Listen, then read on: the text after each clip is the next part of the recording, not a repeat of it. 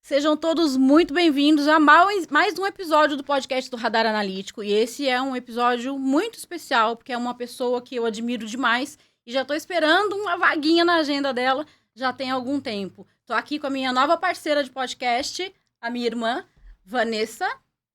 E aí, Van? Animada? Muito, é um prazer estar aqui mais uma vez, ainda mais com uma pessoa tão maravilhosa como a doutora Juliana, né? Ju, muito obrigada por aceitar o nosso convite. Doutora Juliana é psiquiatra, tá aqui agora pra gente falar sobre um assunto que tá em alta, né, Ju? Todo mundo tá falando de TDAH. Então, a gente queria entender um pouquinho, que eu vejo nas tuas redes sociais, vejo você nos podcasts conversando sobre esse tema, e com uma maestria, né? Você tem, inclusive, uma comunidade, tem a tal do DOT, né? Que dominando o transtorno, que eu preciso entrar urgentemente. Fala um pouquinho, já entrando de sola no assunto, um pouquinho o que é o TDAH, como ele se configura. E a gente vai fazer essa entrevista, a gente combinou, eu e a Vanessa, da gente fazer como duas leigas, como se a gente tivesse, assim, nunca tivesse ouvido falar, porque eu quero que o pessoal de fora entenda, assim como no beabá. Sabe aquelas dúvidas que a gente tem e tem vergonha de perguntar? Sim, sim. E não consegue ser franca, porque, ai, o que vão pensar do que eu tô falando? Então, é isso. A gente quer fazer perguntas que as pessoas ali vão querer fazer ao mesmo tempo. Falar, cara, era isso que eu tava querendo saber. Então, antes de mais nada, seja muito bem-vinda. A gente preparou uma lembrancinha aqui para você. Antes da gente muito começar, a gente vai te entregar. Carinho. Gente, muito obrigada pelo convite, pela paciência aí pra gente casar as agendas nesse começo de ano. E é um tema que eu adoro falar, porque eu tenho realmente uma comunidade que chama Dominando TDAH. E a ideia de eu abrir, de eu inaugurar essa comunidade foi justamente porque eu vi muita gente falando sobre TDAH e muita gente falando coisas erradas sobre TDAH. Por isso que é importante a gente ter canais como esse, como podcast, para a gente poder tá falando desde o início de conceitos e o que as pessoas devem fazer quando tem o diagnóstico, né? Perfeito, perfeito. Nossa, vai ser sensacional, principalmente para mim. Vai ser demais, vai ser demais para muita gente. Para muita gente. Doutora Juliana, então tá aqui o nosso presentinho. Muito Essa obrigada. canequinha foi feita pelo ateliê da Van. Então, tudo que for de personalizados, papelaria, canecas, brindes corporativos, vai ter lá depois o link na descrição ali no final na legenda, né, do YouTube. Fica à vontade para abrir, colocar sua bebidinha aí, se você quiser. Já tô usando uma E vamos limpinha, mas eu vou começar o levar nosso essa aqui de bate-papo, presente. que vai ser demais hoje. Então, vamos começar com definição, né? Do que é Isso, o ótimo. TDAH. O TDAH, o nome TDAH significa transtorno do déficit de atenção e hiperatividade, e é um transtorno do neurodesenvolvimento. O que significa isso? Que necessariamente é um transtorno que se iniciou ali na infância. Dos 7 aos 12 anos, geralmente iniciam os sintomas. E geralmente, né, as crianças começam com sintomas relacionados à desatenção, à hiperatividade e também à impulsividade. Só que hoje a gente não vai falar muito do TDAH voltado para a infância. A gente vai falar do quê? Dessas crianças que foram crescendo, foram amadurecendo, mas ainda assim permaneceram com o transtorno, que é o TDAH na vida adulta. Então, o TDAH que iniciou na infância, mas continuou a evolução ali durante a vida adulta. Muitas vezes tem crianças que passam a não ter mais o TDAH devido ao amadurecimento cerebral ali.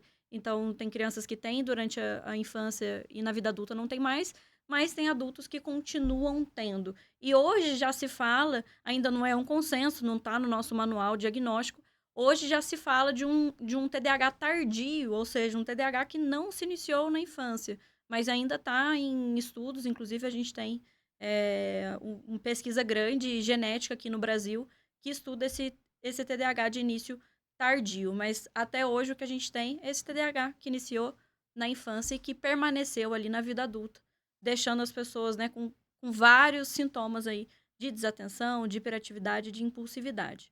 Deixa eu tirar uma dúvida. Por exemplo, uma criança que tem esse transtorno, né? lá pelos 6, 7 anos, como você trouxe agora, ela não foi diagnosticada, ela não fez tratamento, e aí ela cresceu, virou uma pessoa adulta. Você disse que pode passar ou não passar, né? Qual que é a diferença? Por que que você comentou sobre o amadurecimento do cérebro, mas, por exemplo, uma criança que não teve tratamento, esses sintomas, eles podem, mesmo com o amadurecimento do cérebro, vamos imaginar, né, que essa criança chegou na fase adulta, ela piorar os sintomas? Como que funciona isso para as pessoas entenderem? Sim, Ela, com certeza. Uma criança que ela não teve o diagnóstico, pelo motivo que for ali, mas ela não teve o diagnóstico, ela não teve o tratamento, a chance dela cronificar o transtorno na vida adulta é muito maior. E o pior do que cronificar o próprio TDAH, a chance dela carregar ali outras comorbidades juntos é muito maior. Então, o TDAH no adulto, dificilmente ele é isolado. A maior parte das vezes ele vem, 80% dos adultos com TDAH tem outras doenças associadas. quais seriam essas doenças? Tem ansiedade, tem uso de substância, tabaco, álcool, outras drogas, tem depressão. E tem questões que não são transtornos, mas que são questões que chegam no consultório de vocês. Questões de autoestima. Então, é aquela criança que tomou ali várias dificuldades ali, então repetiu de ano, ou muitas vezes era taxado de uma criança que era burra, uma criança que não conseguia dar conta, então a mãe punia, o pai punia, logicamente por falta de conhecimento, e ela cresce ali com problemas de autoestima, porque ela não sabe o que é TDAH, então ela acha que o problema é ela, o problema sou eu sou problemática, eu sou burra, eu sou insuficiente. Então, mais Ela cresce do que... com essa visão deturpada de si mesmo. Isso. E Então, ela pior levando do isso que pra outros vida adulta. transtornos, essas questões de crenças, de autoestima, que é uma coisa que a gente não considera uma comorbidade, né? Uma baixa autoestima. A gente não fala isso como um transtorno, mas é algo que a gente vê com frequência. A pessoa não se sentir suficiente para fazer as coisas. Nossa, importantíssimo isso, né, Dani? Olha como tá vinculado uma coisa na outra.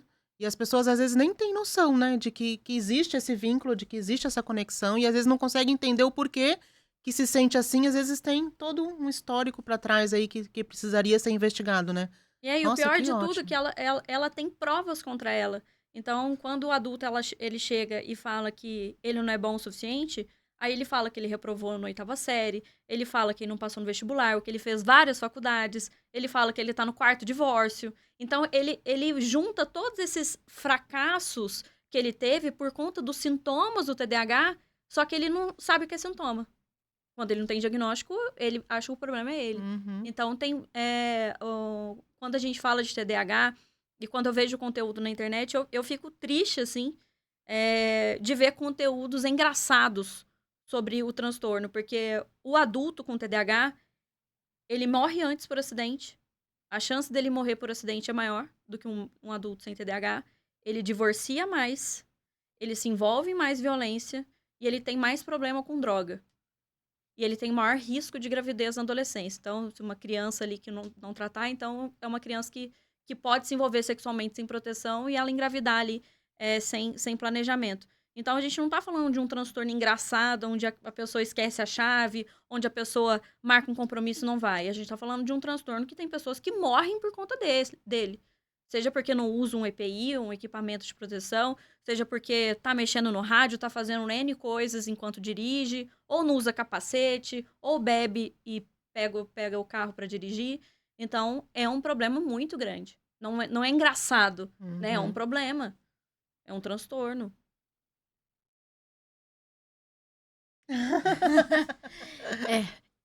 É difícil.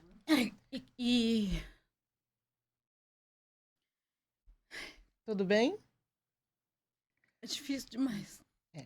Vamos lá. E aí, quando esse adulto ele é diagnosticado, como que vocês fazem todo esse diagnóstico? Como é feito para as pessoas entenderem? Como é feita essa avaliação? A avaliação é feita pela entrevista clínica mesmo. Então, o TDAH, ele não tem um diagnóstico através de exames. O diagnóstico é feito através de entrevista clínica. Ou seja, o psiquiatra ou o psicólogo ali, que tem o conhecimento específico para isso, vai fazer as perguntas ali relacionadas aos sintomas.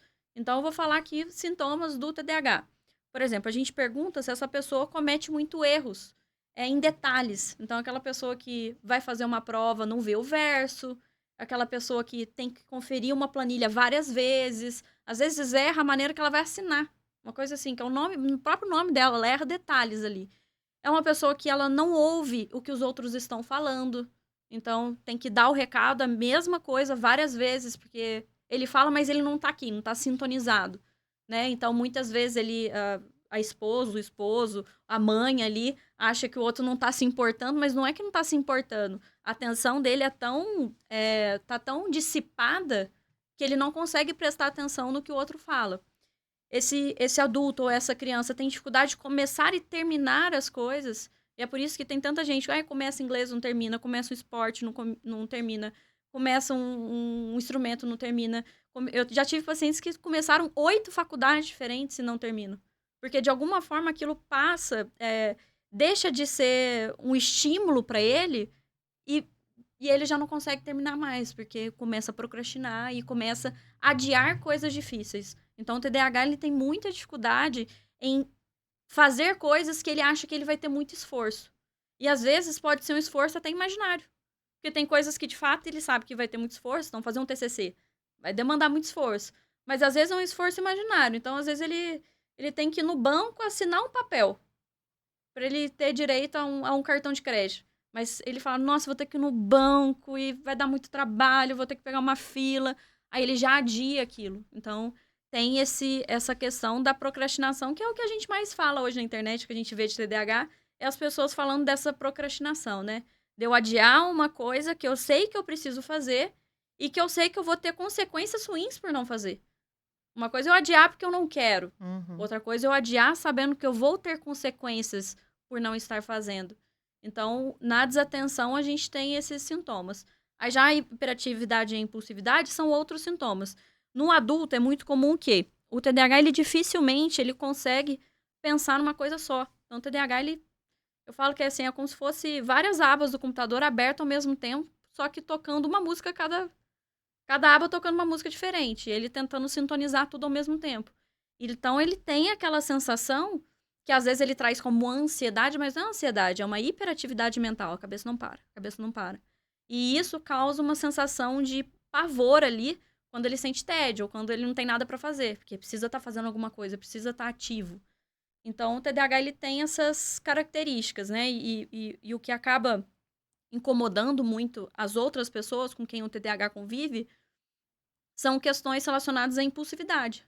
Então, não deixa terminar de falar, interrompe, não aguenta esperar, ou às vezes acaba falando uma coisa que não deve porque não ponderou ali antes de falar, então foi impulsivo na fala. Então, você vê assim, o espectro de sintomas são muito diversos. E tem gente que tem prejuízo na escola, tem pessoas que não têm tanto prejuízo na escola, mas tem um prejuízo social gigantesco. É como qualquer transtorno, né? Existe um espectro e a pessoa pode apresentar mais uma coisa mais do que outra, né? Exatamente. E aí o diagnóstico ele é feito como se fosse um questionário, você pergunta para o paciente e aí ele vai respondendo o que ele sente, como que ele interage, enfim. Isso, e a aí gente é feito pode usar. Assim, o diagnóstico. É Exato. como se fosse um questionário. A gente faz assim, é através de uma avaliação clínica. A gente usa também formulários, questionários ali, que nos ajudam a colocar o paciente ali como se fosse uma pontuação, né? Mas se a gente faz só um formulário, a gente fica um pouco preso, no sentido que tem coisas que o paciente pode falar que tem, porque ele acredita que ele tem.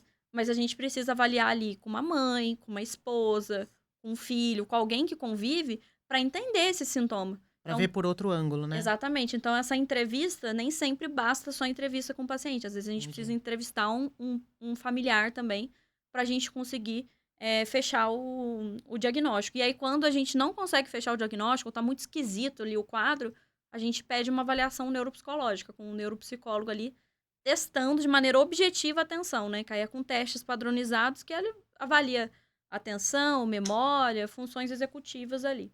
Então, não existe nenhum exame de imagem, de sangue, que consiga detectar, porque é um transtorno e é uma avaliação clínica, então, é isso? Isso, uma avaliação de um profissional de saúde mental, né? Então, um psicólogo, neurologista, um psiquiatra, alguém que seja dessa área. E o mais importante é que, assim, o TDAH, ele... tem gente que traz queixas mais recentes, então, após a vida adulta, e sintomas, assim, que a pessoa... Você vê que não gera um sofrimento e uma disfunção na vida da pessoa.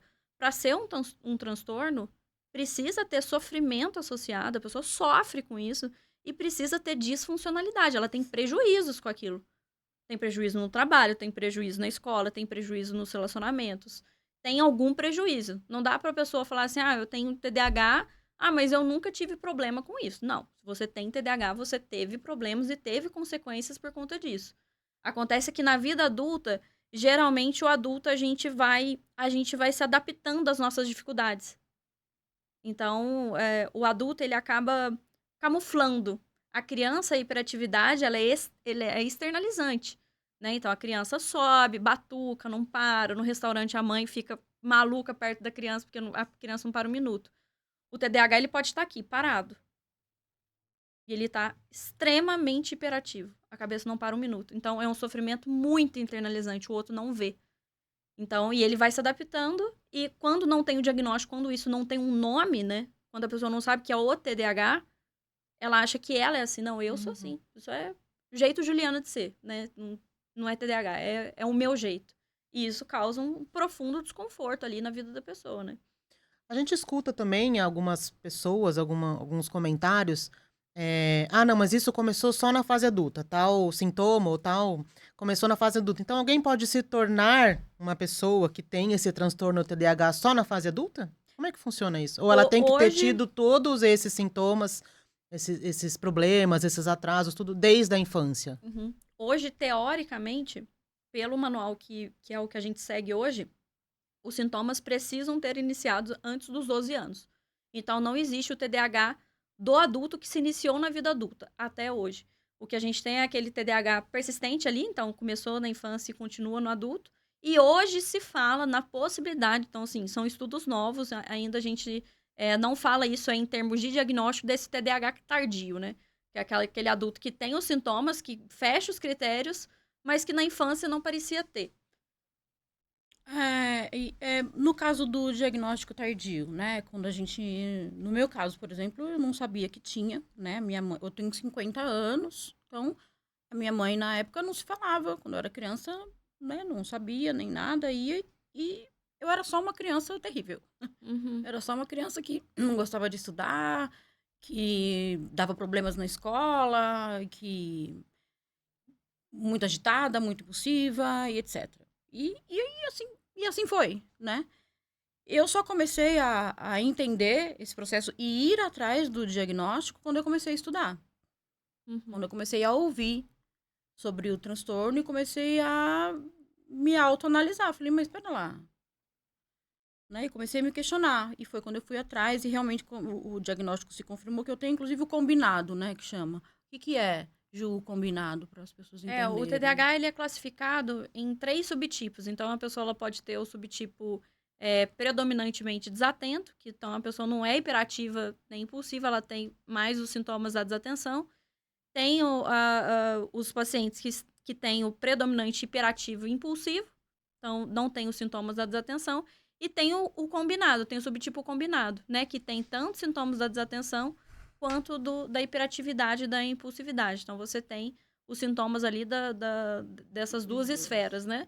Mas isso não denota gravidade. Tem gente que tem o combinado e é leve. Tem gente que é só desatento e é grave. Né? A gravidade não é pelo subtipo, mas sim pela intensidade e pelo prejuízo desses sintomas. O que muitas pessoas questionam, inclusive eu venho de 4 separações, né? Eu acho que quando eu comecei a ler esse livro aqui, você deve conhecer. Sim, né? sim. Esse livro aqui, a minha médica pediu para eu comprar e falou para eu ler, para eu conseguir entender um pouco mais. E ele tem uma série de questionários também, que você vai conseguindo entender. E assim, eu gabarito todos. O que eu nunca gabaritei na escola, começo a gabaritar nesse livro aqui. E ele vai me dando, ao mesmo tempo que um alívio, uma angústia muito grande, né? E eu queria entender, a minha maior dúvida enquanto uma pessoa que tem TDAH tem como a gente conseguir diminuir essas vozes da cabeça, essa impulsividade, essa impressão que a gente passa para as pessoas, principalmente as pessoas mais próximas, de indiferença, ou de falta de cuidado, ou de falta de atenção, ou de falta de afeto, né? Porque, assim, não sei se é todo o TDAH ou se acontece só comigo, mas essa questão do toque, né, do estar atento, ou de fazer a questão de estar próximo ou não, isso é uma coisa que acho que atrapalhou todos os meus relacionamentos e vem atrapalhando e acho que vai seguir atrapalhando. A questão é, Uhum. tem uma saída para isso? Tem uma... Sim. Porque, assim, o que chega, assim, no seu caso é que você teve um diagnóstico tardio, então você tem boa parte da sua vida foi com TDAH sem o tratamento, né? Então, existe um comportamento aprendido ali daquilo que você daquilo que é da sua personalidade também, que se mistura. Que tem coisas que são da sua personalidade, seu jeito de ser, o seu jeito de se entender no mundo, e tem coisas que são sintomas. E aí a gente precisa ver o que é pessoa e o que é o transtorno. Daquilo que é o transtorno, tem tratamento tanto da parte medicamentosa quanto com terapia também, né? Terapia ligadas ali à mudança de comportamento, de mudanças de padrões de pensamento. Dentro da psiquiatria, é muito difícil encontrar um tratamento que seja tão eficaz como o tratamento TDAH. Né? Então, cerca de 80% das pessoas com tratamento medicamentoso têm resposta. Isso para depressão é muito inferior, para esquizofrenia é muito inferior. Então, o tratamento TDAH é muito efetivo, o tratamento medicamentoso. Então, para quem sofre com sintomas, assim, você que tem esses sintomas ainda presentes, o tratamento medicamentoso associado à terapia é o que a gente considera de o padrão ouro ali do tratamento. E se entender também, né? Então, esse livro que é sensacional, o escritor é a maior referência de TDAH no mundo, né? É um psiquiatra americano. E o livro, a construção dele, eu vejo muito a escrita muito cuidadosa para que o outro não se sinta culpado pelas coisas que ele já passou. Tanto é que esse livro dele, né? Porque ele tem outros relacionados à infância.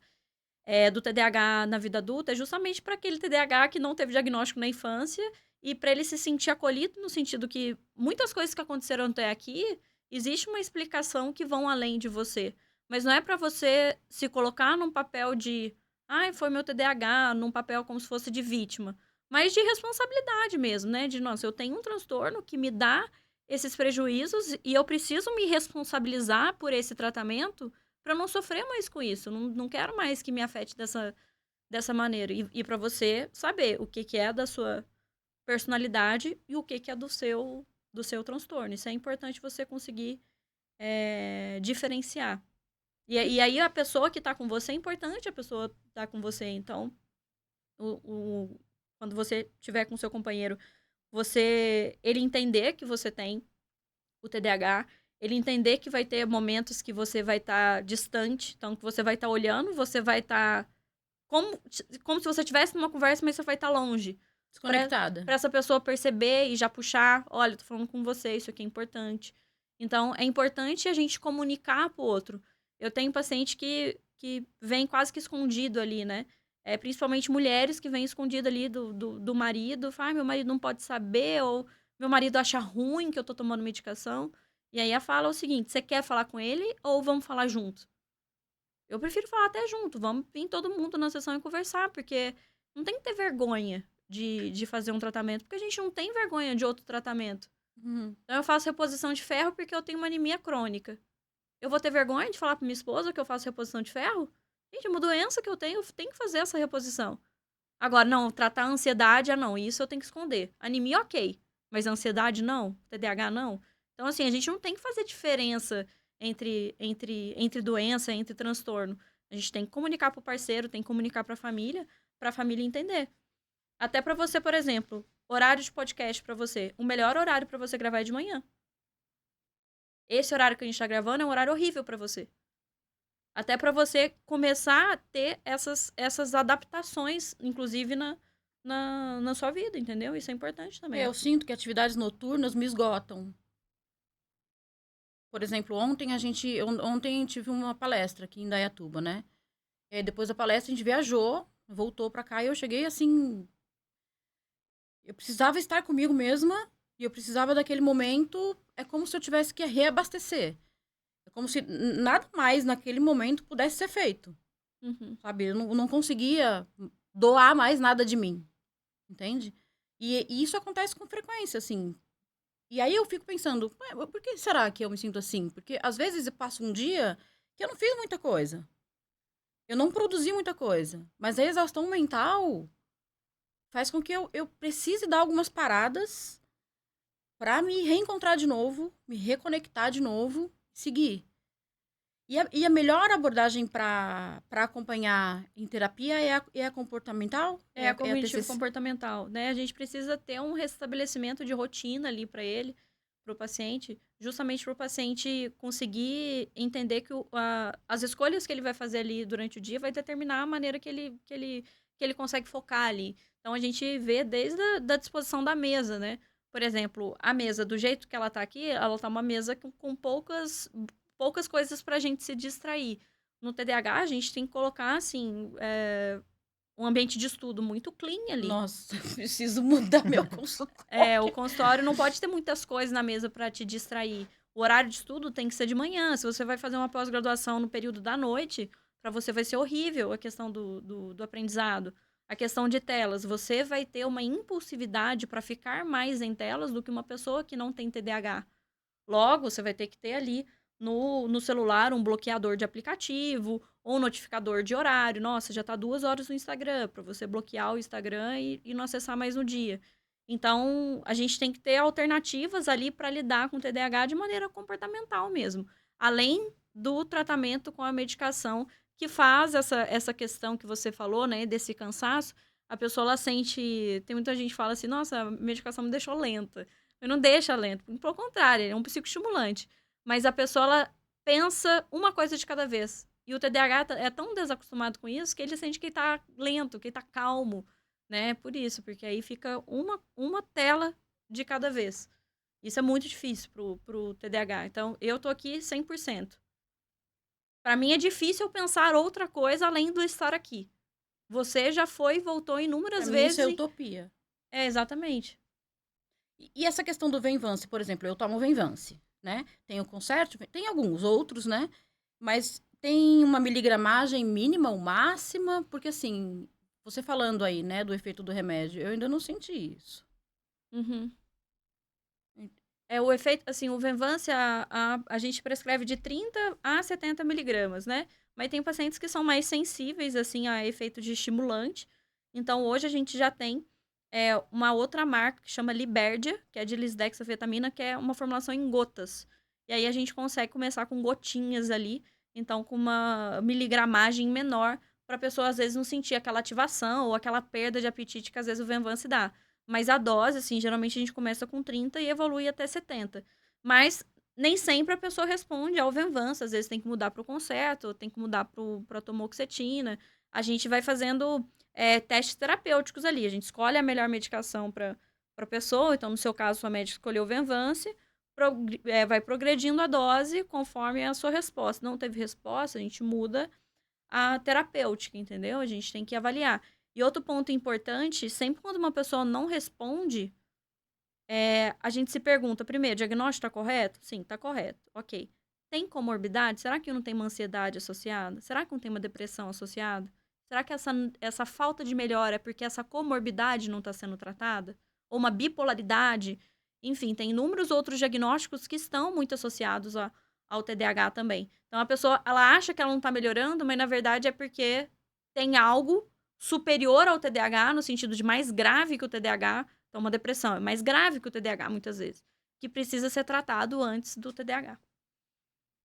A gente queria abrir também para quem estiver ao vivo aqui, quiser perguntar, tá? Pode colocar lá no chat a pergunta, a Tem gente perguntas? coloca aqui. Tem uma pergunta já, para a gente repassar aqui para a doutora Juliana. Você já falou um pouquinho sobre isso, então, de repente, só para acrescentar alguma coisa, doutora Juliana, tem uma pergunta assim: como o TDAH pode impactar um relacionamento amoroso e quais as estratégias podem ajudar o casal a lidar com os desafios? A gente falou já um pouquinho sobre isso. Tem alguma coisa que você queira acrescentar em relação a isso? Muito bom, muito boa essa Muito pergunta. boa. De relacionamento amoroso, um dos critérios diagnósticos é a pessoa não escutar o outro. A pessoa ela não focar no que o outro está dizendo. E isso, de longe, é um dos maiores problemas conjugais, né? Imagina a esposa chega ali para a esposa ou para o marido, dá um recado de, olha, na volta não esquece de comprar tal coisa. Ou de não esquece pegar o filho na escola. A pessoa chega em casa sem a criança. Porque não prestou atenção no que o outro tá falando. E aí, dependendo da interpretação, eu não interpreto que você não me ouviu porque você é desatenta. Às vezes eu posso ter uma interpretação emotiva e falar: você não me escutou porque você não me ama. Ou porque você não se importa comigo. Então, a interpretação pode ser muito emocional nesse sentido. Outro problema gigantesco que tem em relacionamento, né? O TDAH pode ser impulsivo para algumas coisas que pode prejudicar o casal como um todo. Por exemplo, tem TDAH que tem uma impulsividade financeira ali, né, para gastos financeiros, que pode prejudicar o patrimônio da família. Então, faz uma compra ou investe em alguma coisa que dá errado, e a família inteira paga o preço ali por essa impulsividade. Pode ter impulsividade para a questão de relacionamentos. Então, uma pessoa que ali, quando tem uma crise no relacionamento, tende a buscar novidade, tende a buscar algo que a estimule. Então, de relacionamentos extraconjugais. Então, tem inúmeras coisas que o TDAH pode impactar ali no relacionamento. Mas eu vejo que essa questão de não escutar o outro é a questão, assim, que eu nunca vi um TDAH casado que não tenha se queixado disso, né? De não se sentir ouvido ali. Eu acho que é a maneira do casal se entender de forma, né, assim, geral, né? Que eu não sei o caso dela, o que mais pega no relacionamento dela, mas é a conversa, assim. Primeiro, o outro entender o diagnóstico, o outro acompanhar no tratamento. Então, vai no psiquiatra junto, conversa. Ó, quando que eu posso cobrar? O que é certo, o que é errado? O que a gente vai fazer de combinados? Por exemplo, tem pacientes que eu peço, já que tem essa dificuldade de lembrar, de ter um grupo ali de avisos. Um grupo no WhatsApp. Então, diariamente tem um grupo ali no WhatsApp e o casal se comunica, mas coloca também no grupo como uma forma de reiterar a comunicação. E se eu... Nossa, o que minha esposa falou mesmo? Peraí, deixa eu olhar no grupo. Ah, eu tenho que Tem que abastecer o carro, tem que fazer tal coisa, tal coisa, tal coisa. Então, é comunicação, né? Tem que fazer esses combinados. Tá, tem mais 2 perguntas aqui, vamos lá. Tem mais uma que tá vindo. Como parceiro de vida, o que eu posso fazer para apoiar melhor a pessoa com TDAH? O apoio, eu acho que vai ser Acho que é isso que você acabou de o falar, né? acompanhamento no tratamento. Eu acho importante o casal ir junto, né, no médico, né? Vai ter um momento que vai ficar só a pessoa e depois o médico chama o esposo ou a esposa ali para ele entender como que é esse transtorno. Inclusive, eu indico a leitura, inclusive, desse livro pro cônjuge ali, para ele entender como funciona a cabeça do outro. Porque a gente que não tem TDAH não consegue entender quem tem.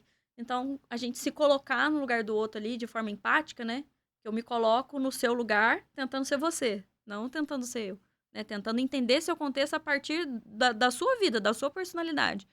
É a parte mais importante. Então, como esposa aí, essa moça que tá perguntando, acompanha o marido no tratamento, vai no médico, vai atrás e conversa, né? Ela não vai se responsabilizar pelo tratamento, porque é o marido, não é filho dela. É importante isso, ela não pode se responsabilizar pelo tratamento, mas tá ali como companheira, como companhia e estimular. Não ficar jogando na cara ou acusando, né? Tem muitos canais, tem muitas contas no Instagram, principalmente. Eu só tenho Instagram, então eu não sei, TikTok e as outras, mas de pessoas falando muitas besteiras, né, do TDAH. E uma que eu mais ouço eu não sei se é mito ou não, eu queria que você falasse sobre isso, é sobre o TDAH ser desapegado e não sentir saudade, não sentir falta das pessoas, esquecer e simplesmente apagar. Assim, não tem nem fundo, não teria nem como explicar neurobiologicamente isso, né? O que pode acontecer é que tem TDAH que é mais impulsivo, inclusive para relacionamento. Então, na impulsividade, é aquela coisa de, né, sai de um relacionamento e logo já cai em outro relacionamento. Isso é do TDAH? Não, isso é da impulsividade. Tem pessoas ansiosas que são impulsivas e tem pessoas que não têm nenhum transtorno e que são impulsivas. E tem esse funcionamento de termina um relacionamento, já entra no outro. E às vezes é até uma dificuldade de ficar sozinho mesmo. Então, isso não é uma característica do TDAH. Acontece com pessoas com TDAH? Sim, assim como acontece com pessoas que não têm TDAH. Essa questão dessa frieza ou do distanciamento emocional está mais ligada à personalidade da pessoa do que do transtorno. Né? E a gente tem que tomar cuidado. Teve um um jornal, uma revista, né? Que chama Journal, mas é uma revista científica canadense que fizeram uma pesquisa no ano passado com os vídeos do TikTok de 2023. De todos os vídeos com a hashtag, né, TDAH, só que o TDAH em inglês, 52% dos vídeos tinham informações erradas. Sim. Então, assim, TikTok, Instagram, não são lugares que têm informação 100% confiável, porque ali, às vezes, é a própria pessoa que tem o transtorno falando, nem sempre é o profissional. Ou, às vezes, o profissional vai fazer um recorte, vai falar de um ponto específico do TDAH e não vai falar de todo. Então, se for buscar informação, marca consulta com o profissional e faz uma avaliação séria, né? Não existe autodiagnóstico, não existe isso. O diagnóstico precisa ser feito por uma terceira pessoa. Então, você pode se identificar. Eu me identifico com... Você tá falando aí, Ju, parece que eu tenho. Tá parecendo que tem? Marca a Traz o consulta. transtorno. Mas eu sou psiquiatra. Eu sou psicólogo. Não importa. Você não pode... Você tá dentro do problema. Você tem vários pontos cegos. Você tem que ir num profissional que te dê o diagnóstico.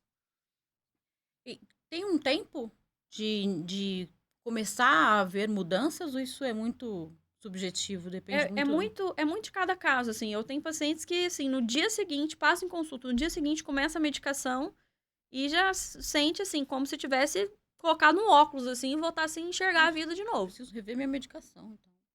Tem gente que é rápido, tem gente não, que demora, que a medicação não encaixa. Às vezes tem outras coisas acontecendo no sentido de estresse mesmo. Então, a pessoa tá numa fase de mudança. E aí, ela tá desfocada, mas não é um desfocado por conta de TDAH. Às vezes, é um desfocado...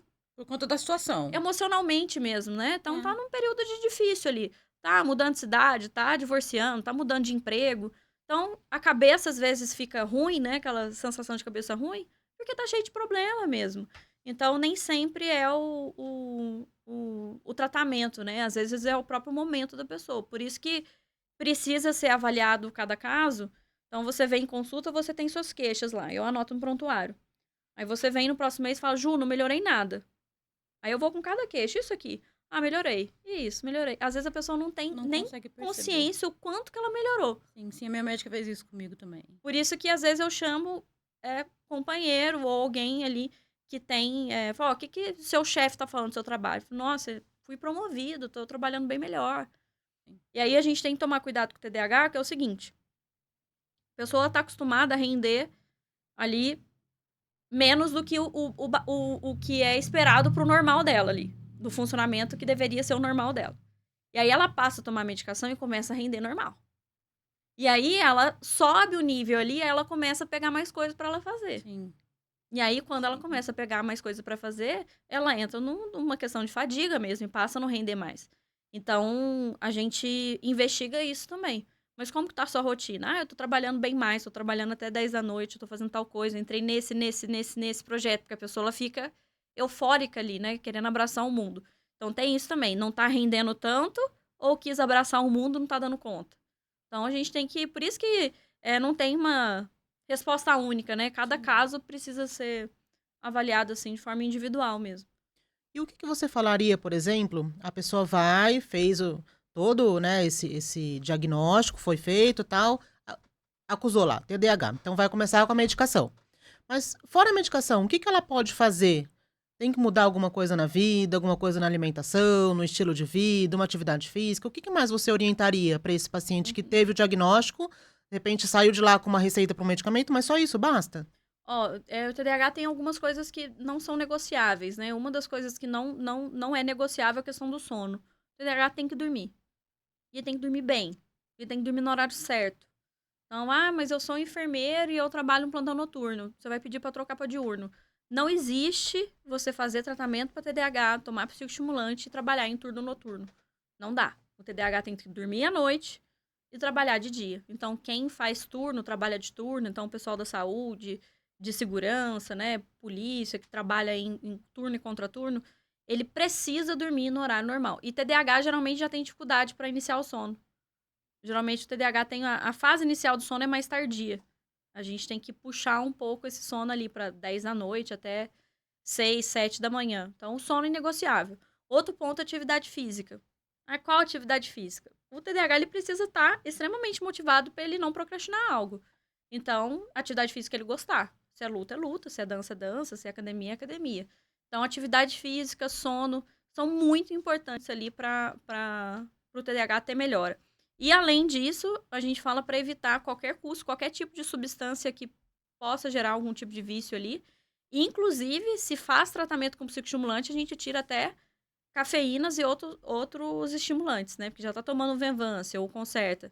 Então, tira energético, café, chás, pré-treino, tudo que seja Nossa, é de café? estimulante, sim. É? Ou a gente deixa em dose mínima ali. Nossa, eu tomo bastante. Porque acelera a sua mente e você não fica mais atenta, né? Você só fica mais acelerada. Tem mais uma pergunta aqui, vamos lá. Uma pessoa adulta com alguns sintomas semelhantes ao TDAH, exemplo, hiperatividade, várias abas mentais, mas que não teve os sintomas característicos na infância e na adolescência, o que poderia ser?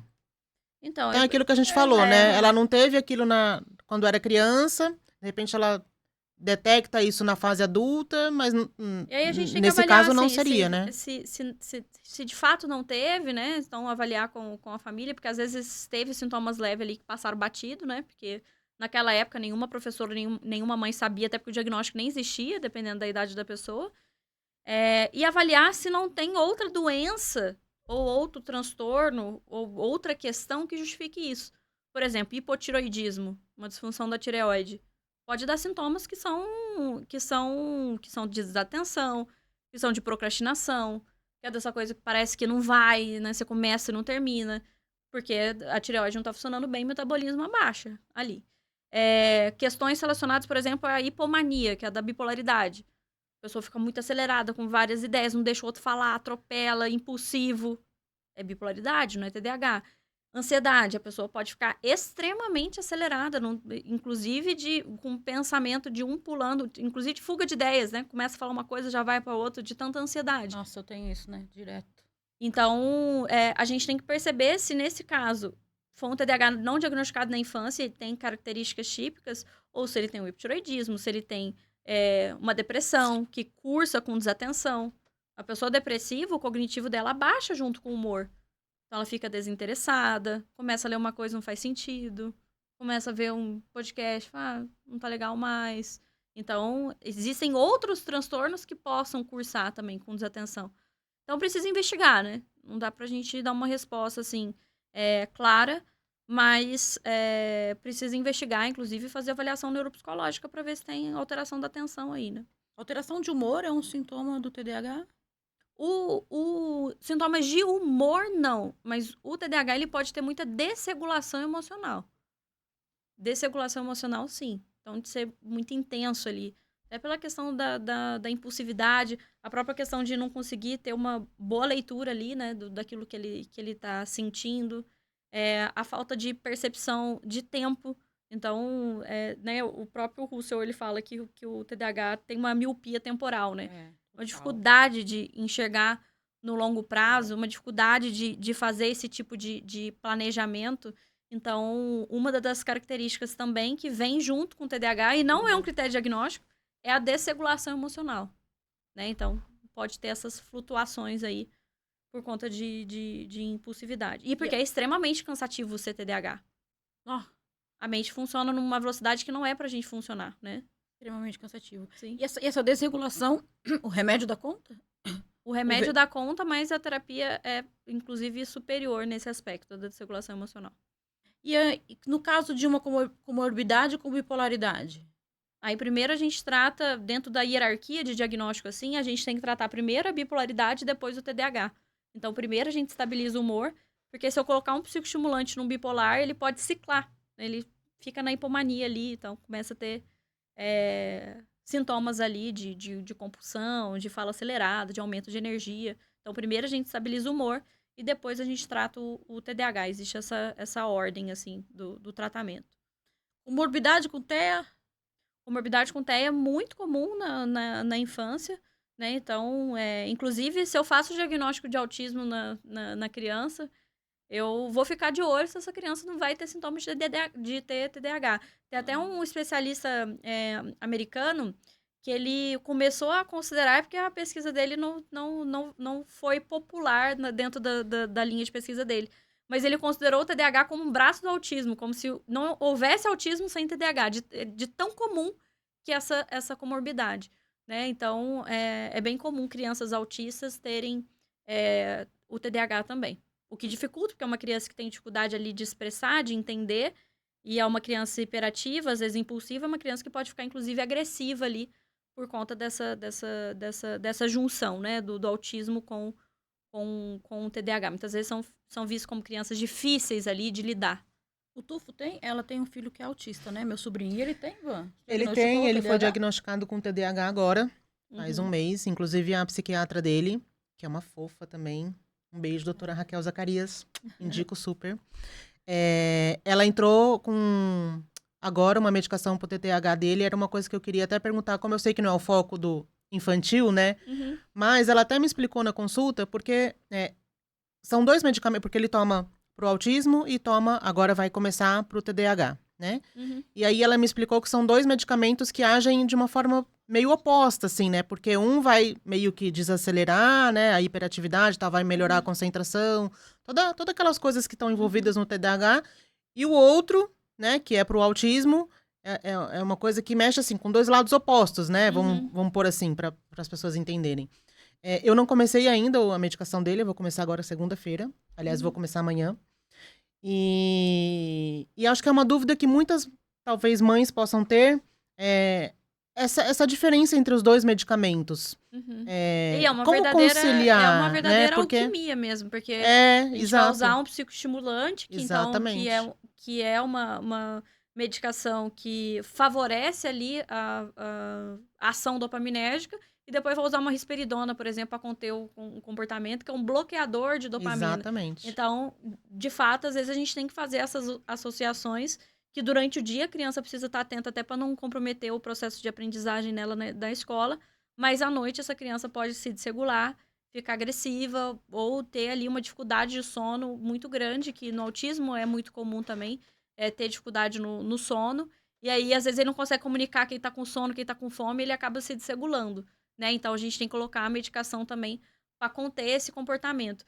Porque o autismo não tem tratamento medicamentoso. Sim, Todo o remédio que a gente dá é para controle de comportamento. Então, infelizmente, a gente tem que fazer essa associação, né? De uma medicação que acaba por estimular a criança ali, né? Dopaminergicamente falando, para ela conseguir concentrar. E outra medicação que bloqueia esse estímulo à noite para a criança conter ali a agitação. Então, essa associação é comum mesmo. Ô, Ju, eu vou atravessar aqui, porque eu fiquei angustiada na última consulta com a minha médica. Ela fez uma suposição de uma comorbidade com TEA. Eu fiquei um pouco angustiada. Essa questão de não, né, dessa pesquisa desse médico que você falou, que não existe autismo sem TDAH. E o contrário? É mais comum o autista ter TDAH do que o TDAH ter autismo, no sentido da descoberta, né? Então, quando a gente faz um diagnóstico de autismo, a gente vai buscar por um diagnóstico de TDAH comórbido, a gente vai ficar de olho nesses sintomas.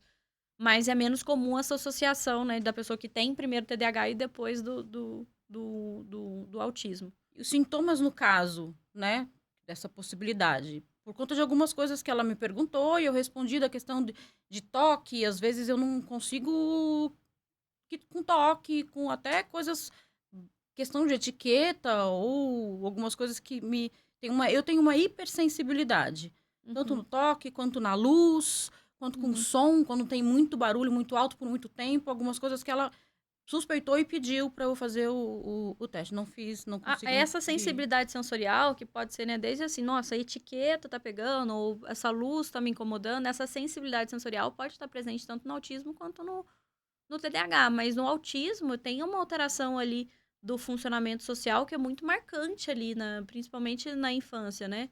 De uma criança que muitas vezes não consegue ali construir vínculos ali sociais, ou a maneira que ela se comunica de uma maneira muito rígida. Então, é uma criança que tem um funcionamento diferente, né? Tem uma rigidez muito grande. Então, se a criança coloca na cabeça que ela vai sair 4 horas da tarde, vai tomar sorvete com a mãe, e aí chove e a mãe não sai, essa criança fica extremamente estressada, porque não tem essa flexibilidade de entender os planos mudaram, né? Então, é uma criança muito rígida, é uma criança que não entende uma linguagem figurada, né? Uma criança, às vezes, muito literal. Então, tem vários outros sintomas que explicariam o autismo e que aí você teria esses sintomas desde da infância. Então, Obrigatoriamente. obrigatoriamente, só essa sensibilidade sensorial não justificaria. É um dos critérios ali do autismo, essa sensibilidade sensorial, mas só isso não justificaria, porque no TDAH pode ter, sim.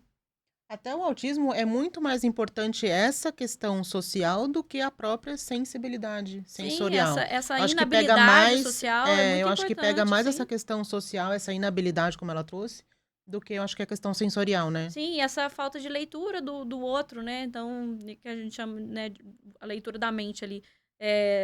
No autismo, a pessoa ela não consegue olhar para o outro e conseguir e ter essa leitura do que o outro está sentindo. Então, acaba ultrapassando ali barreiras ou acaba incomodando o outro porque ele não percebe. Então, uma criança autista começa a falar sobre alguma coisa que ela gosta muito. Então, um dinossauro ou o time de futebol preferido. Não consegue perceber que o coleguinha não tá gostando mais. Tá. E a gente tem essa percepção de, nossa, olha, a Renata tá achando chato aqui esse assunto, eu vou parar de responder, eu tô falando muito. Deixa eu parar. No autismo, muitas vezes, não tem essa leitura do outro. Né? Essa leitura emocional mesmo do outro, né? Sim. Então, Até eles são ditos como pessoas que não têm empatia, né? Porque eles não conseguem expressar né, o sentimento, o autismo. Não conseguem expressar os sentimentos, mas não é que não tenha empatia, né? Não sim, é não, isso. não Não existe, vejo dessa sim. forma, não. Inclusive, muito pelo contrário. No meu caso, né? Eu não sei se é comum do TDAH mesmo, porque algumas coisas são da gente mesmo. Tem uma médica, eu não lembro o nome dela agora, eu até lembrei de para falar aqui e já esqueci. Mas ela fala sobre paz. Né? A percepção... Não, é paz? Processamento auditivo? Não. Pessoas altamente sensíveis. Ah, sim. O que é isso? Não é uma classificação, assim, científica, né? Mas não... Não tem nada a ver. Assim, não saberia nem te dizer, assim, a validade disso, sabe? Tá. Mas as pessoas que têm TDAH têm mais sensibilidade ou... Tem mais sensibilidade, assim, até porque a questão, principalmente a som, né? Então, o TDAH não... O nome TDAH eu não gosto muito, né? De desatenção, eu não acho muito fidedigno. Talvez seria um descontrole da atenção. O TDAH é muito atento, só que ele não tem controle da atenção. Então, existe essa desregulação, esse descontrole da atenção. Então, por exemplo, o computador aqui tá fazendo um barulho que só se a gente ficar em silêncio eu começo a perceber. O TDAH não consegue não perceber. E às vezes ele não consegue dormir por conta de um barulho igual tá fazendo o computador agora, que é quase imperceptível, né? Então esse descontrole da atenção é péssimo, porque ou ele tá atento a tudo, que é essa questão da distraibilidade. Então eu tô vendo que estão mexendo no celular, tô vendo que tá mexendo aqui, tô vendo que tá passando aqui na TV, ou é aquela coisa de não conseguir tirar o foco de uma coisa só, que é a questão do hiperfoco, o que também é horrível. Então, pensa que você tem um aparelho ali de rádio, ou você está sintonizando todos os canais ao mesmo tempo, o que é horrível, você não escuta, você não consegue nem saber o que é música, o que é jornal, o que é jogo. Ou você só sintoniza uma estação e você não consegue mudar de estação. Ou seja, você tá travado ali. Então, existe esse descontrole atencional que é o que traz mais prejuízo pro desatento, né? Sim. E, na verdade, pelo menos eu sinto, né? Eu tive muita dificuldade de aprendizagem quando eu era criança, sim. Mas eu acho que muito mais porque eu não gostava, né? E aquilo não me chamava atenção e não era interessante. Mas hoje eu vejo que quando eu quero aprender alguma coisa, eu aprendo muito mais rápido. Quando eu consigo colocar aquilo como prioridade, eu aprendo rápido. Eu vi uma vez uma pessoa falando, e para mim fez muito sentido, que a dificuldade do TDAH não é de aprendizagem, é de foco. Faz sentido? Sim, o TDAH, tem crianças que tem pessoas que têm também transtornos de aprendizagem que podem estar relacionados ao TDAH ou não. Então, descalculia, uma dislexia, podem estar associados ao TDAH ou não, mas o TDAH não tem uma dificuldade de aprendizagem, ele tem uma dificuldade de focar. E de focar em coisas que ele não gosta. Então, se tem um assunto que você gosta muito, então você começa a ler esse livro e você acha que a escrita dela a escrita do livro é muito fluida. você pega e você lê num dia, porque você Uhum. fica ali no hiperfoco. Nossa, então o hiperfoco é maravilhoso? Não. Você não faz xixi, você não come, você não responde seu celular, chega alguém, coisa a campainha, você não escuta. Eu tenho criança que teve problema urinário, inclusive de enurese noturna, de fazer xixi na cama, porque quando tá no videogame não faz xixi, porque entra em hiperfoco. Então, quando o pessoal fala, nossa, eu queria ter hiperfoco, como se fosse uma qualidade. Não é uma Não é uma qualidade. qualidade. Não é um superpoder. Hiperfoco é horrível. É horrível. Você tem que conseguir tirar, tirar da sintonia de um canal pra conseguir sintonizar no outro. É até perigoso. Imagina uma pessoa em hiperfoco, tá com cheiro de gás, tá queimando alguma coisa ali, a pessoa não sente o cheiro e não presta atenção no que tá acontecendo em volta. Né? Então, não é algo bom como as pessoas dizem, né? Uhum. A Muita gente gente vê fala, né, também, que esse TDAH tem superpoder, mas se soubessem, né? não, não. É que nem do autismo falam isso também, né? Então ele é no que ele é bom? A primeira coisa que perguntam, né? Nossa, ele é bom no quê? Porque se ele é autista, ele é um gênio, né? Uhum. É um mito, né? Que as É porque tem pessoas... associação, né, de alguns autistas terem altas Sim, habilidades mas aí as juntos, pessoas né? ficam com aquilo, né? Na Essa cabeça, expectativa, formam... sim. Exatamente. Sim. E aí você comentou, eu perguntei sobre o que fazer fora a medicação. Você falou sobre atividade física, falou sobre a higiene do sono. E sobre alimentação? Porque a gente vê algumas coisas na internet de suplementação, Boa. ou alguma coisa que você não pode mais comer isso porque interfere. A gente vê muito isso, tanto no autismo quanto no TDAH.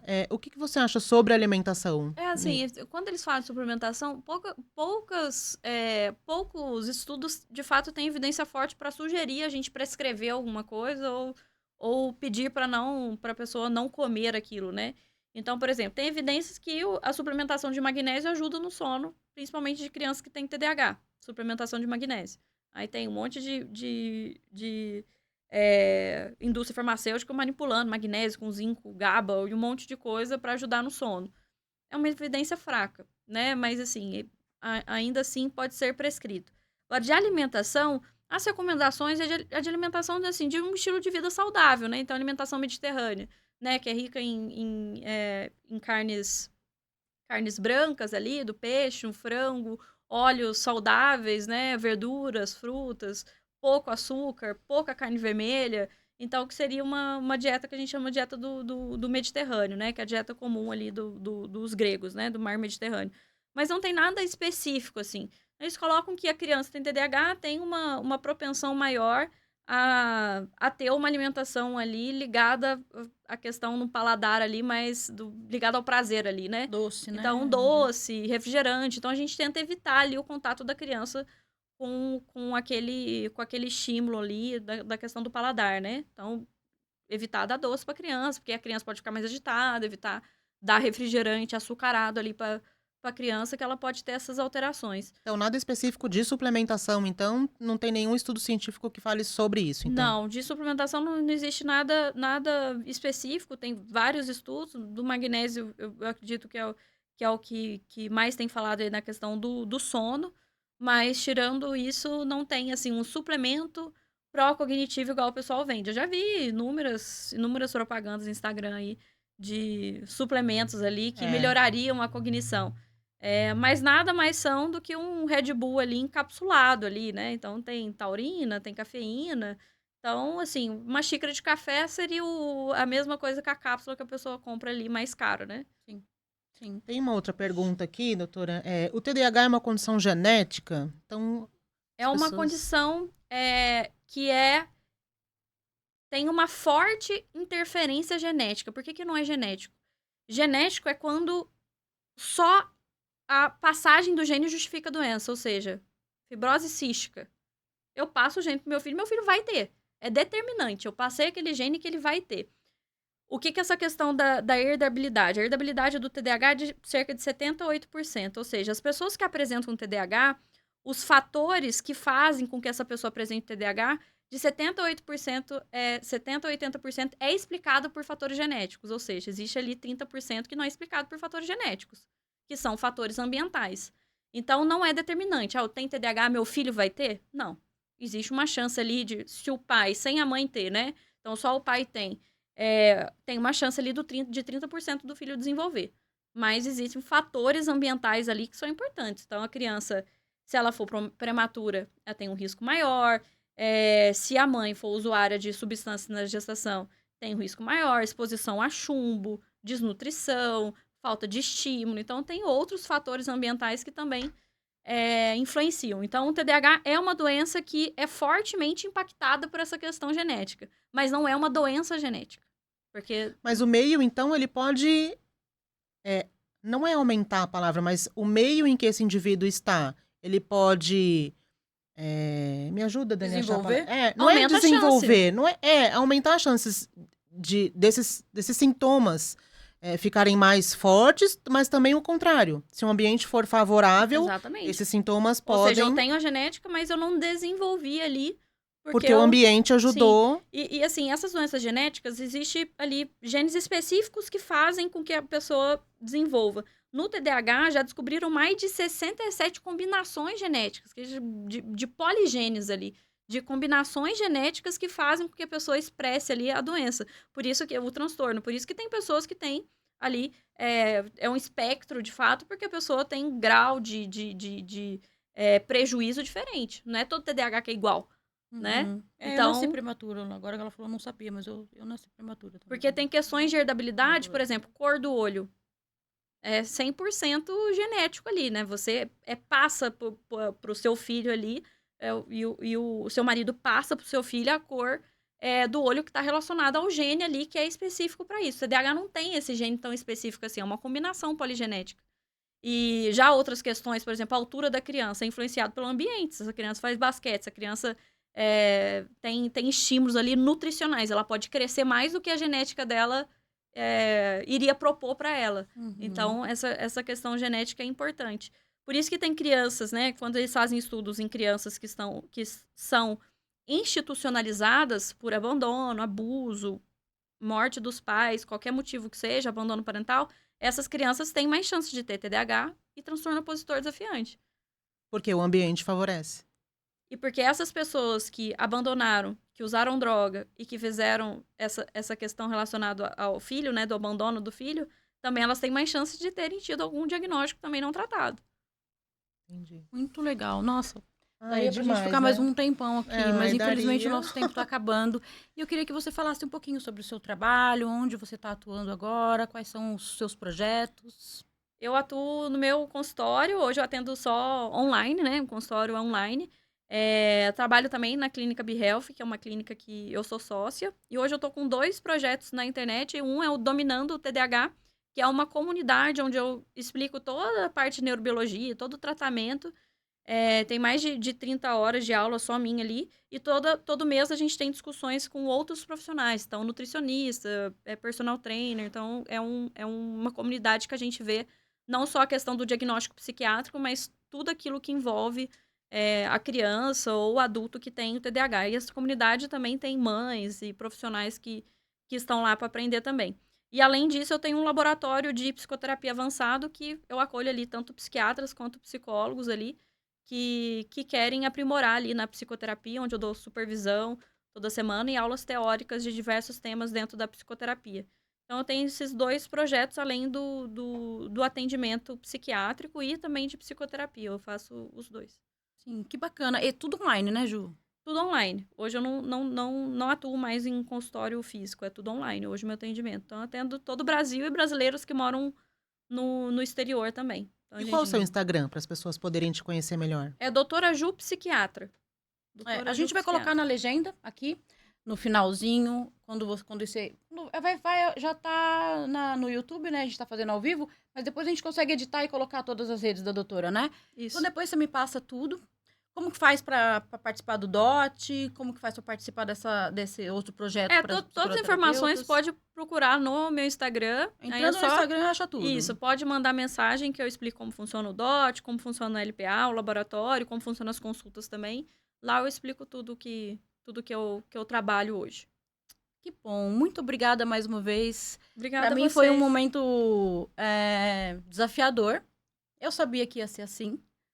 Mas é uma honra te receber aqui. Te admiro demais o seu trabalho. Admiro você como pessoa.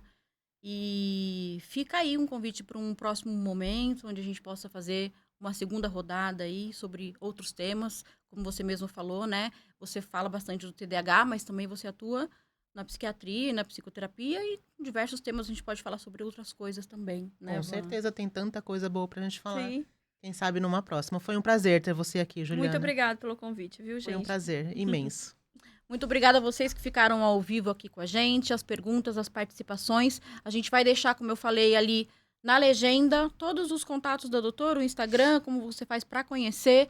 E um recadinho importante aqui para você. Se você ainda não segue a gente, já começa a seguir, já ativa o sininho, porque você sabe que a gente traz pessoas boas aqui, temas interessantes, tudo que está voltado para psicologia, psiquiatria, desenvolvimento da mente, neurociência. Então, se você gosta desse tipo de assunto, já começa a seguir aqui o canal, que daqui a pouco a gente vai trazer mais novidades para vocês. Então, já fica coladinho aqui.